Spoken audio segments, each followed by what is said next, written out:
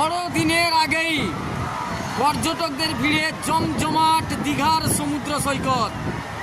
অসংখ্য পর্যটক শীতের সকাল থেকে দীঘার সমুদ্র সৈকতে ভিড় করেছেন এবং সমুদ্র স্নানে আনন্দে মেতে রয়েছেন। সেই সাথে এই মুহূর্তে চলছে দীঘার সৈকতে প্যারাসেলিং। প্রায় 100 ফুট উচ্চতায় উড়তে উড়তে গভীর সমুদ্রে চলেছেন পর্যটকরা।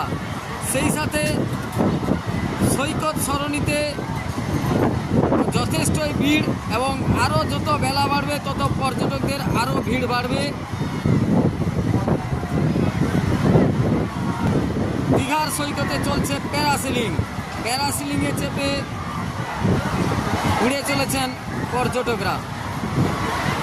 প্রচুর সংখ্যক পর্যটক এই মুহূর্তে সৈকত সরণি থেকে শুরু করে সমুদ্র স্নান ঘাট বা সমুদ্রে